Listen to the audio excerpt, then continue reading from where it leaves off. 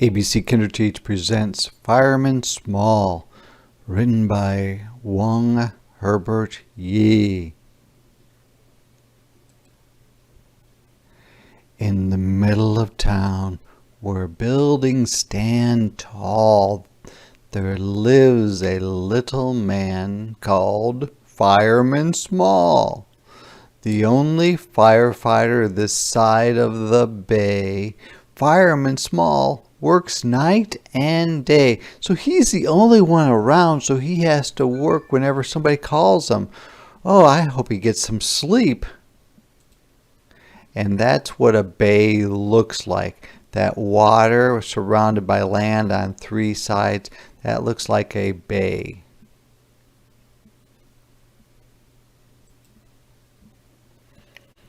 He pulls the truck into station number 9, walks upstairs one step at a time, closes the curtain, gets in bed, and pulls the covers over his head.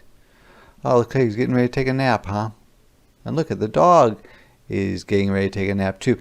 And that's supposed to be a Dalmatian, which those dogs used to be very well known for living in places that have fire trucks, like firehouses. Ring-a-ling-ding sounds the alarm. Cat up a tree at Farmer Pig's farm. Quickly out of bed he scoots. Scoots means he gets out of bed quickly.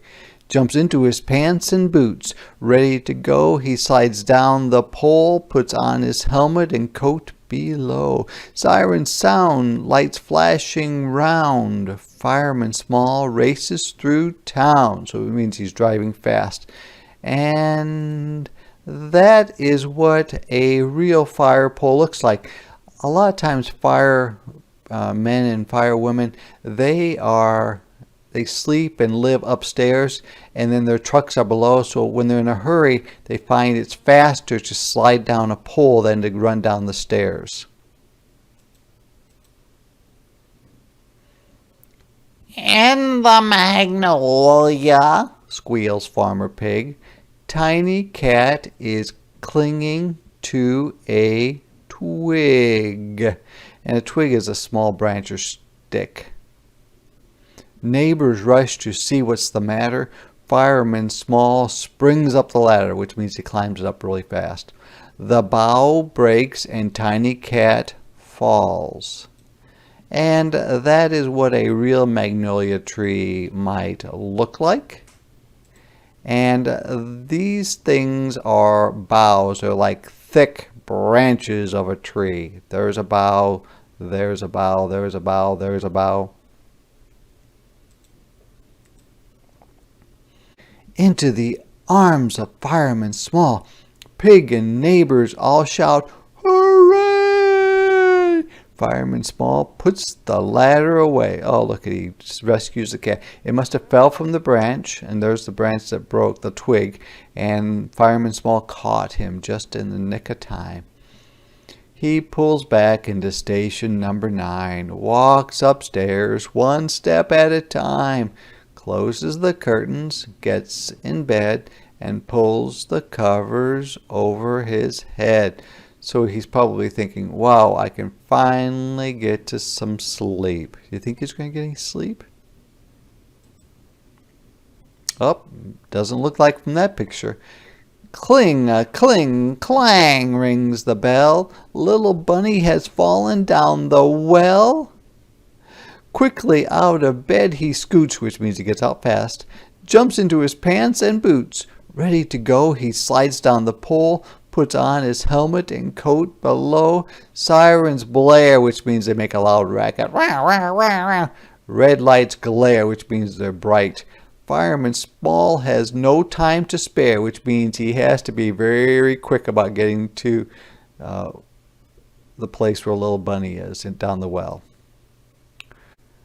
"Come quick," Mother Rabbit cries, holding back the tears in her eyes. Fireman Small peers in the well, which means he looks into the well. Climbs down to where little Bunny fell. Finds little Bunny asleep on the ground. brings her back up, all safe and sound. Mother Rabbit shouts, "Hooray!" Fireman Small drives back to the bay, which means he drives back to his firehouse, which is by the water. He pulls into station number 9, walks upstairs one step at a time, closes the curtain, gets in bed, and pulls the covers over his head. Jing-a-ling-jing, the telephone rings. Bakery's on fire, can't see a thing.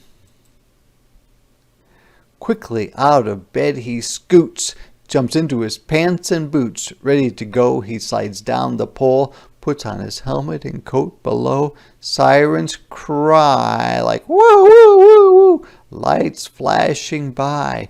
Fireman Small sees smoke in the sky, so it must be pretty close if he can see the smoke already, right? He hops down from behind the wheel, jerks the fire hose off the reel, which means he yanked it quickly, breaks a window, knocks down the door, puts out the fire at Bakerman's store. Hippopotamus shouts, "Hooray!" Fireman Small has saved the day. And there's the hippo right there.